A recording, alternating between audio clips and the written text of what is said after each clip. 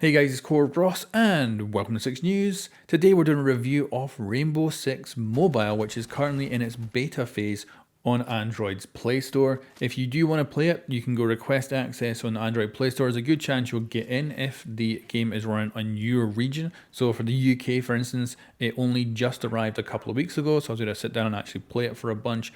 If you want to play it on iOS, there is currently no version, but that will be coming in the future. But there's no set date for the iOS release or the full release yet of the entire game as well. But anyway, let's jump into the review. So you'll be seeing gameplay here, and I've specifically chosen the first 3 games that I played so you can see me learning the mechanics and obviously doing a very terrible job because I don't usually play much in the way of mobile games. But what I will say is this is Rainbow Six Siege on a mobile device. It plays really good. So far, performance has been brilliant. Graphics, pretty damn good. I've got no complaints. Obviously, that'll probably vary depending on device and things like that. But I think for a beta, it was exceptional. And there's a lot of customization. You can move all the HUD elements around. You can remove stuff you don't want. And the gameplay doesn't feel cut down at all. You've got leading mechanics. You've got everything you would want from Siege in this mobile game. And the only thing that actually felt a little bit cut back was the maps. They feel a bit barren and empty. They don't have as much kind of intricate detail as you would have in Siege. Even with Siege, of course, now being extremely old, this game, when it comes to the maps, feels a lot blander. And the other thing is the maps have been modified, so there's a few different locations that have changed just to make it a little bit easier for mobile users to move around. But for Siege players, you're going to jump in and just know where you are immediately. The maps are obviously very familiar, and even with the small tweaks, I had no problem navigating. Now for gameplay in the beta, there's a lot of bots going around, so it's kind of hard to figure out if it's going to be tactically as interesting as Siege. But the devs for this game are planning to go fully into esports, and I can see that definitely working. You can, in this beta, squad up your mates and go full tactics and everything.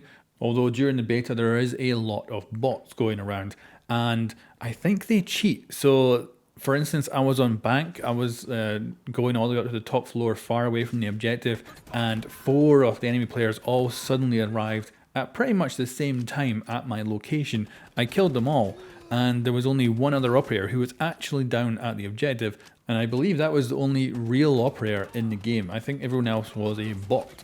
So there's a lot of bots running around, which is normal for a mobile game, and of course you need to test that during the beta to hopefully make them a little bit more interesting. Like I say, right now I kind of get the feeling they're cheating and that they're just coming to your location rather than, sweeping the map or something like that. And I think there's a good chance they all came to me because I was probably the only human on my team. And I would also point out that these bots are actually brilliant for easing a new player into this game, because obviously in Siege you just usually jump into your normal Siege multiplayer and you'll get wrecked as a brand new player, whereas in this it kind of eases you into it, and then it can give you more and more real players as you get better at the game. So I don't see the bots as a negative. I just think they need a few tweaks here and there.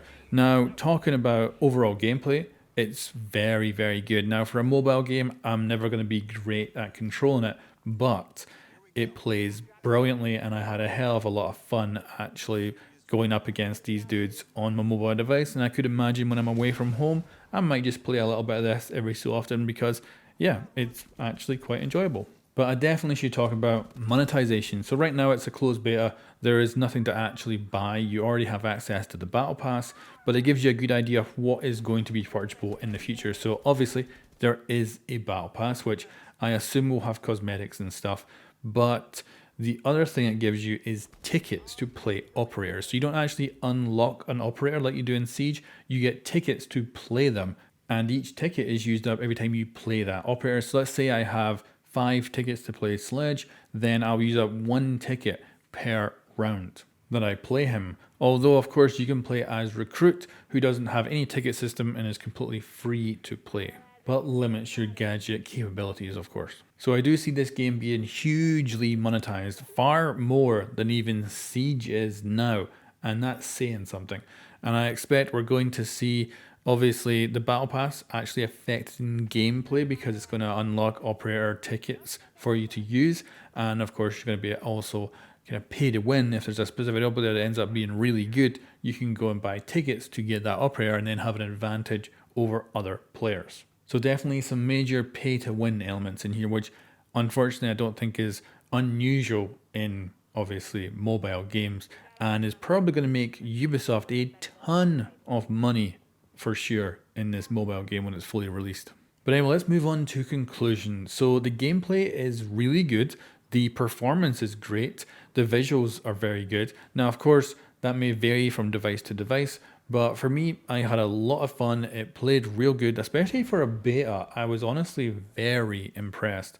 I do worry about the monetization. This obviously for me will be very casual. I'll probably jump into this basically when I'm away from home for a while and I just want to have a little mess around in a siege type game.